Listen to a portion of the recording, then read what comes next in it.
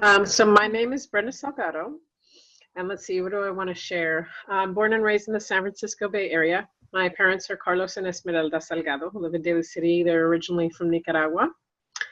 So I'm really grateful to them for raising me with a lot of culture and food and other things related to Nicaragua as I grew up here in the San Francisco Bay Area. And then I've been a social justice activist, organizer, movement builder in the past, and that has been a really rewarding work. And then kind of always in the back of my mind, and also when I was a child, I knew that part of my calling in the world really is about being a healer and a spiritual teacher.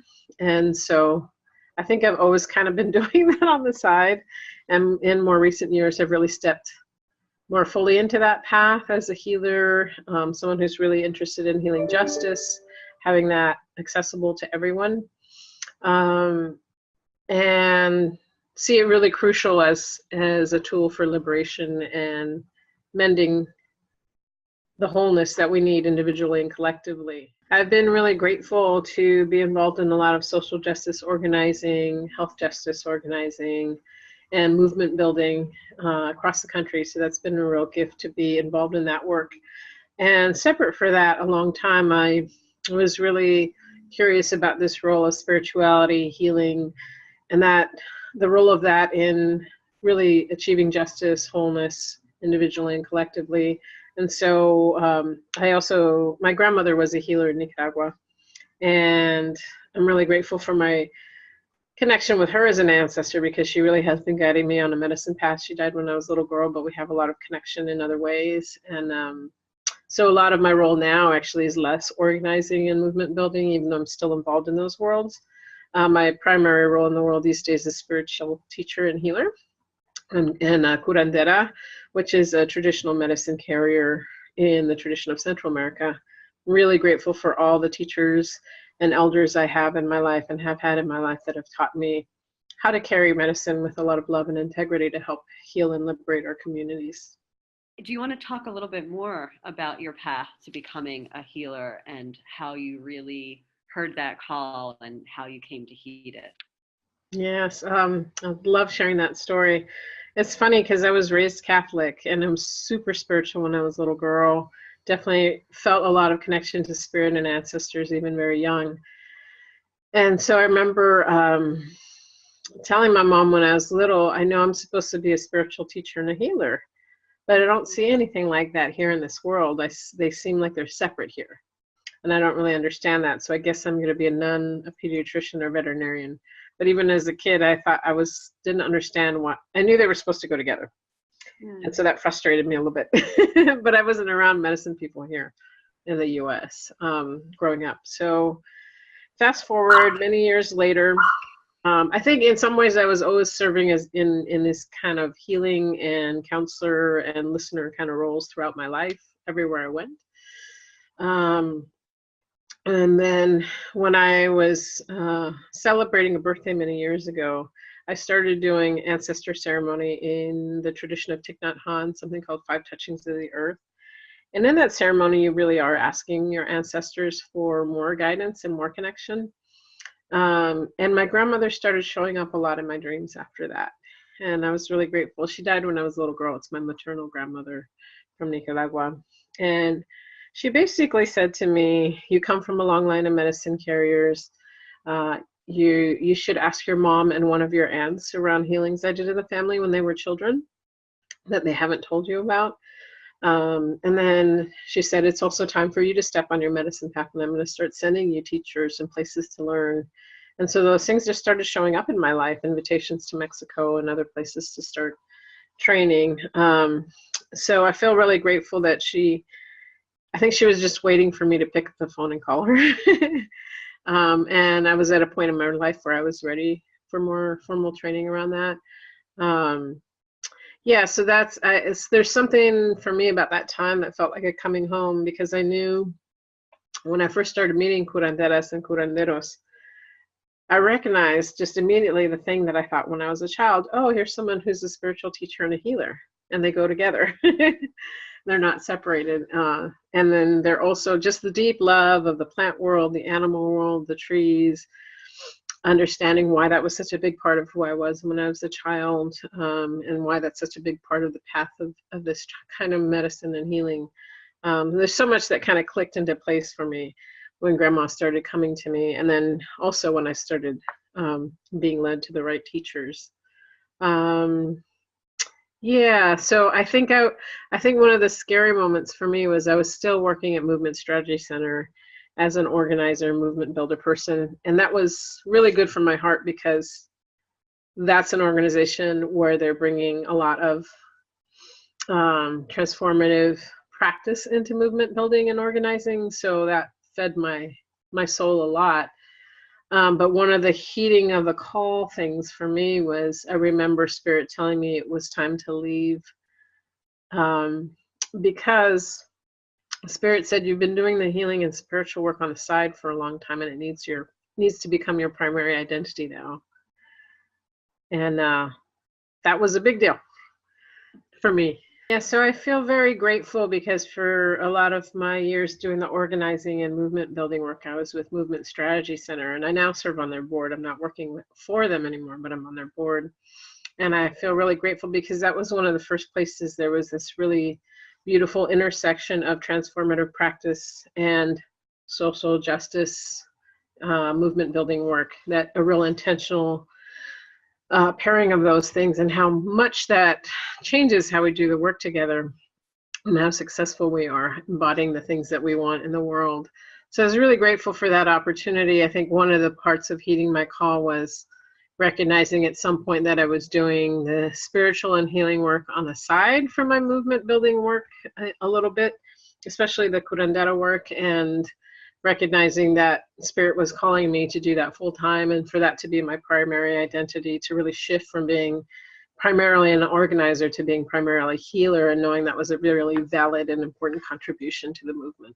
So with the ever increasing pace of life and the huge amount of hatred and destructiveness that's just in the world and in our society right now, how do you attune inward and sustain your daily spiritual practice and ritual in your life? Mm-hmm. So I have practice that I work on every morning, mindfulness practice, meditation practice for sure. My practice is also super connected to being outdoors, being with the trees, being with nature as well, and connecting with ancestors. There's a whole set of things that I go through that are around affirmations around who I want to be in the world. And also setting some intentions around my service in this time of transition, and also my service, being really aware of my energy and the sovereignty over my energy as I'm doing that work. So setting some boundaries and some intentions around how I'm responsible for my energy, and how I'm releasing anything that's not in service to what I'm doing and what my purpose is, and releasing with love anything that's not aligned with that. And that helps a lot, just to set that intention and that energy and that vibration first thing in the morning is really important for me. I also think, like, especially in the movement stuff, and like trying to think, sometimes I get real serious about practice. So it's great that we have the mindfulness. It's great that we have the intentions, the affirmations. I also think being in our bodies is super important. So movement of our joints, movement outside, dancing. And then also trying to bring some playfulness and joy into our practice too, because we can get really serious sometimes. And I see being in our joy, being in our creativity, being in our playfulness is a really important act of revolution too. Why do you believe it's important for us to honor our ancestors and elders as essential aspects of our spiritual and political practices? One is, this is part of my cultural worldview. I feel like we've been taught a lot of fear of death and fear of other spiritual realms, including ancestors, and that's designed to keep us really powerless because we think we're all alone trying to deal with stuff. So there's that piece. I also think we're not supposed to usher in this new time, this of transformation and consciousness shift without them. They're absolutely supposed to be partners with us in co-creating and healing and transforming things.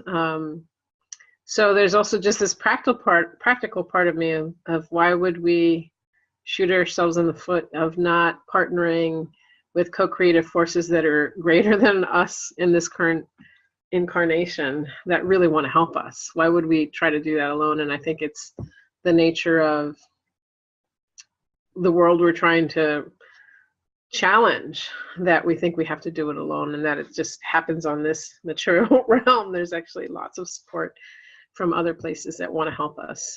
So I think that's really important.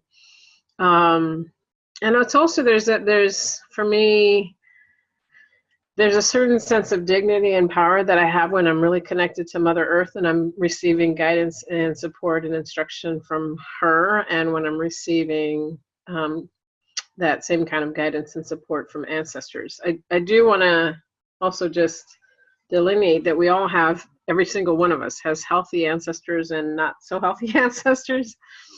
Just like there's healthy people and unhealthy people here in this realm, there's healthy and unhealthy ancestors. And that's a teaching that I think one of my elders gave me a while back. I have one unhealthy ancestor who is kind of demanding to be on my altar and things, and had not been involved in our lives or my father's life. And I remember being kind of surprised by that. And she said, you should send him love and give him thanks for giving life to your father. But tell him, I know you have work to do on the other side. And I'm going to pray for you that you do it. Because I want that for you and for everyone in our lineage. And when you've done that work, I would love to have more of a relationship with you. And so contact me when you've done that work. And just kind of putting that boundary. And that was really helpful for me because I have a lot of healthy ancestors on my mother's side. And those are primarily the ones that guide me. So I'm really, really grateful for them. And I also recognize that they're here to help me with my purpose right now. And they're in alignment with that. So they're the right ones to be tapping into. So just this teaching about us being able to be in choice of who and how we're in with whom, with our ancestors, and how we're in relationship with them, that we do have that power is really big. I wonder if you can talk a little bit more about that. Yeah, and again, I point a lot to my elders for this teaching, because I think I was raised with such a cultural view of always respecting your elders, that when this unhealthy ancestor started contacting me, like I don't want to be rude because they're an elder, right? But it was an interesting thing. I'll just share that I was doing some shamanic journeying with someone who's a dear friend, and this being showed up, my paternal grandfather, and he wasn't around for my dad. He abandoned my grandmother when she was pregnant with him, and I know that there's just energy there. I know he was involved with the Somoza Guard in Nicaragua, and I'm sure he is a complex being who had both good and challenging things about him. So I don't judge him or think of him as a good or bad person. It's more that he wasn't really involved with my father, so we don't have a relationship there. So when the message I got was, the other 3 grandparents are on your altar, how come I'm not on your altar? And really practically for me, it was like, you weren't around, so I actually don't have any pictures of you. I have pictures of the other ones because I knew them all growing up. And so there's a real practical thing there. But when I spoke to my teacher about this message, she kind of did some work on the other side, and she said, he's not well. He wasn't well when he was alive. He's not well now. And so you want to pray for him to do the work he needs to do on the other side, but he doesn't just get to be in your life. But you want to be thankful for the life, because he is part of you. And be thankful that he gave birth to your father, that he's part of your father coming into existence, which made you possible. And tell him, I really want you to do your work on the other side, and I really would like relationship with you, but not until you've done your work and you're well. And I want that for you, so I'm going to pray on it. And I want you not to contact me until you've done that. And I'll be waiting for you to contact me when you do, and haven't heard anything since. But that was such a big thing. I said, I can do that. This is an elder and ancestor. Is it okay? I didn't want to be rude. But she said, if you don't have good boundaries with people in this realm, you're not going to have good boundaries with ancestors in the ancestor realm. And that was a really profound teaching for me, to want well for all my ancestors, but to recognize the ones that are in a place to guide me, in a place to ask for protection because of the work they've done when they were here, or that they have since done in the ancestor realm, to be discerning, I guess is the word. Not judgmental, not angry, not shaming, but really discerning around who's the best mentor and guide for me right now in that world. So can you share some wide tips for practices which can support people to kind of gently yet steadily invite ancestors into our lives for guidance and support and for protection? You know, especially the ancestors that you just referenced that can really guide us in purpose and in our healing and be good mentors for us. So one of the things that I think that opened things up for me was starting to put ancestors on my altar, putting pictures up of them on my altar. And then also I had read this really beautiful book by Thich Nhat Hanh, and in there he had a ceremony called the 5 touchings of the earth. And one of the touchings was particularly for our bloodline ancestors. And that really was starting to do that every day, really opened up something in terms of connection with my ancestors and receiving more guidance, both in the dream time and in meditation from them. So I'm really grateful for that. And then the other, I think those two were really key, and just kind of, I kind of liken it to picking up the phone and calling someone who's been waiting for us to call, and they're just sitting there by the phone going, God, I really wish Brenda would call. Like, oh, yes. And now I have so much to tell you. Yeah. So what my understanding is that we have a lot of spiritual sovereignty, and so they want to help us more than they already do, but we have to kind of invite that in for it to manifest more. So those are two things. The other thing that one of my elders taught me, which I'm really grateful, because I think when I opened up that door, I opened it up really wide to my ancestors, to other spirit beings, other people's ancestors. I was just kind of an open receiver. And so I think that there's a lot of beings on the other side that are hungry for more contact. So I was getting a lot of messages, and it was a little overwhelming in the beginning. So I always talk to people around the discernment and the boundaries now as much as I can. So I started getting lots of messages in my dream time, not always from my grandmother. And so the other thing that someone taught me, another elder taught me, was just to start having a better boundary when I go to sleep. And so instead of having a lot of messages and waking up in the middle of the night a lot and writing my journal and feeling kind of exhausted the next day, I started asking my healthy ancestors that I knew of and my spirit guides that I knew of to basically to put a boundary of protection around me while I sleep, and to only allow messages from those who had good intention and were to help me with my purpose here right now. That if it wasn't that, to please keep them out. And I always to ask humbly and with respect, but to ask for that protection around me while I'm sleeping. And then she also taught me, she said, you know, some nights you're just going to be tired because you didn't sleep well the night before, or you were sick.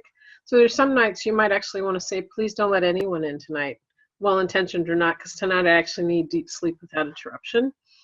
Again, it was this, oh, I can do that kind of feeling. And she said, yes, you have sovereignty over who and how often and all those things. And so that's a regular practice for me. And then also just if I feel like there's messages or energies coming in that don't feel in alignment with me, there's a Toltec teacher I know that said he uses the words, nobody belongs in me but me. And to speak those, not with anger or fear, but just authority. Like, I have responsibility for this thing here. And I have purpose in the world, and I need to keep healthy boundaries around what comes in and out so that I can be about my purpose. And that's true with ancestors as it is with people in our lives. That's the thing. They really do want to help us.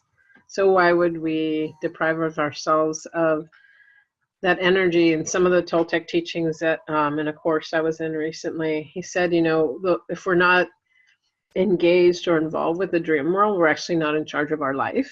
because that's where we access spirit worlds and ancestors, and that things in that realm actually energetically manifest the things here in the material realm. So if we're only trying to fix or win or change things in this material realm and not accessing these realms that are actually much more powerful and have direct influence, it's almost like he said, things get decided in that realm before they come into fruition here.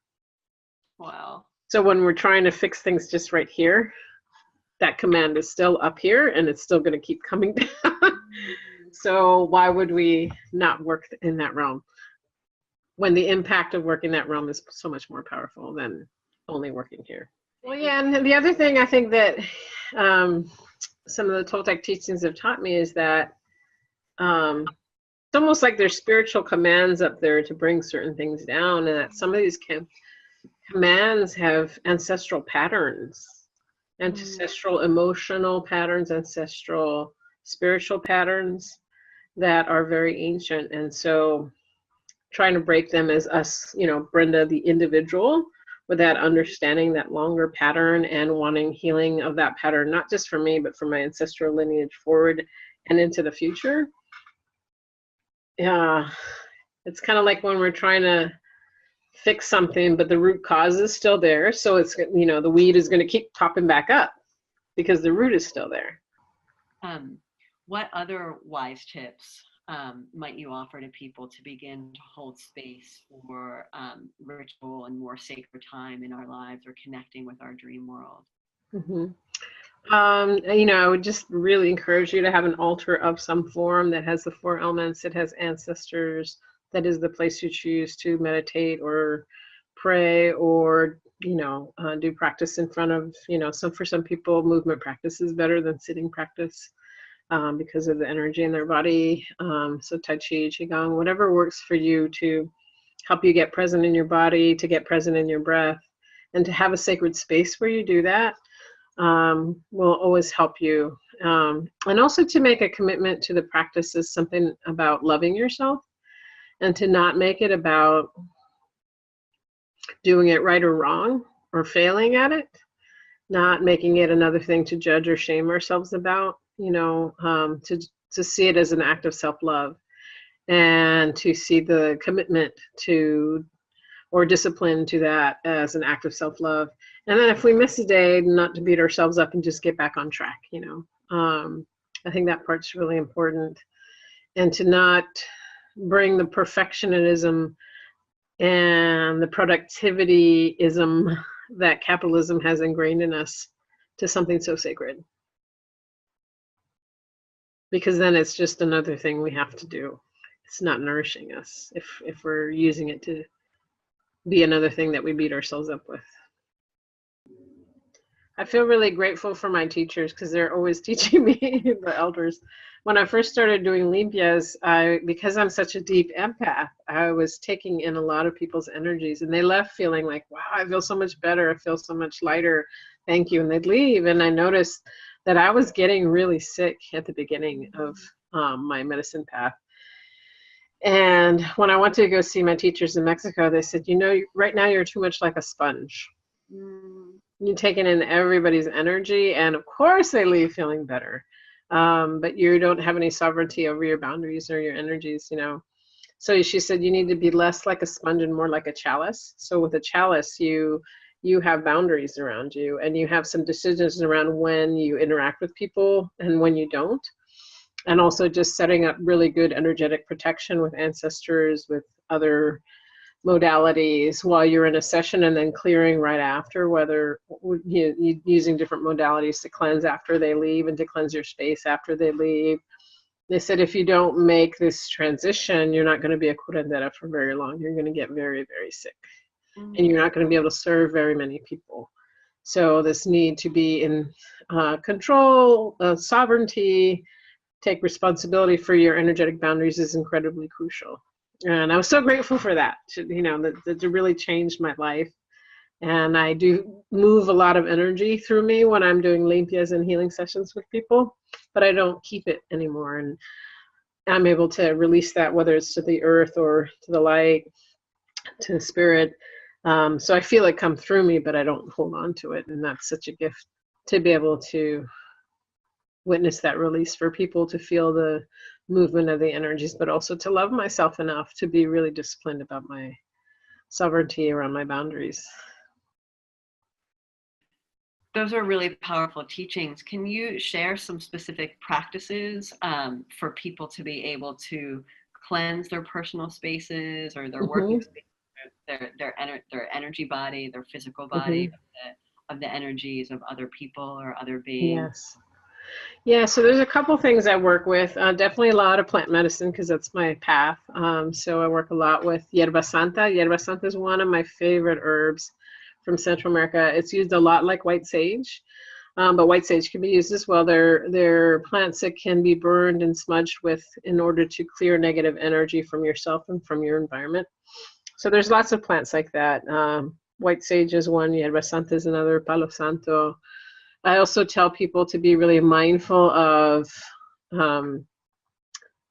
connecting with a plant when you're doing that, offering gratitude for their medicine and for their help and support. So not to treat them as a consumeristic item, but a plant that has great wisdom and medicine, and is being generous in sharing that medicine with us. If we have that attitude, the medicine will always be stronger. So plant medicine like that, resins as well that you can place on charcoal, like copal or frankincense, are also really good at clearing energies in space. I know that in many spaces I travel in, we have folks with chemical sensitivity. So another thing people can work with is stone medicine. Stones are really ancient, carry a lot of wisdom and a lot of protection. A lot of the black stones are particularly good for protection: obsidian, black tourmaline, black onyx. A lot of times I'll carry those stones of protection on me, especially when I'm going into situations that I know are going to carry a lot of intense energy, and I'll thank them in advance for protecting me, and then hold them on my body in some way. Sometimes I'll have them inside my underwear, my bra. Sometimes I'll be wearing them as jewelry. Sometimes I'll have them in the pockets of the clothes that I carry. And then when I get home, I thank them for absorbing the energy that was around me so that it didn't go into me, and then I'll wash them under the water and thank the water for releasing those energies from the stone so they're cleared for use again. But also being in that gratitude, always, whether it's the plants, the stones, the water, gratitude. When I'm showering, I make a point of bowing to the water as I'm starting my shower, and saying to the water, thank you for helping me to release anything that does not belong to me, that does not serve me. Thank you for helping me to release anything that I may have picked up that's not mine to carry and does not serve me or my purpose. And so I'll feel all this sloughing coming off as I'm showering energetically, but I'm really intentional in setting that intention with the water. And then when I'm done, bowing to the water and saying thank you for that cleansing. So those are 3 things that I do really practically on a regular basis.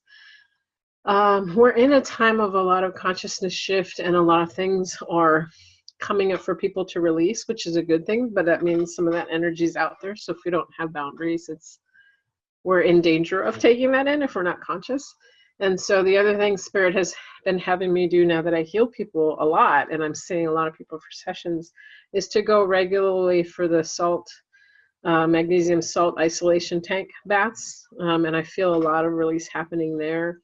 And if you can't get to one of those, just doing Epsom salt baths or foot soaks are really good for that as well, for removing energy. And listening to for if there's things you want to add to it, like lavender, rosemary, mint, being in partnership always with the plants that want to help us to release is really great.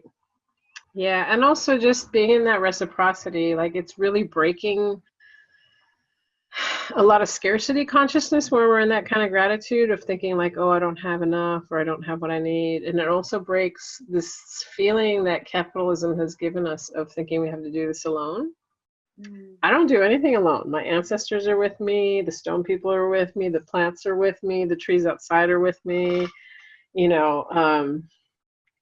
so I always feel like there's this whole collaboration going on all the time. So I don't feel a sense of aloneness in the world, but that comes from so much relationship, reciprocity, and gratitude. And so some of it is breaking our conditioning around the isolation and scarcity that we've been taught, and the consumeristic, right? I know we talk about that a lot at EBMC, is the transactional nature with other people. We also have transactional relationships with things that are very much alive and have their own energy, right? So disrupting that way of being transactional with each other is really important to liberation.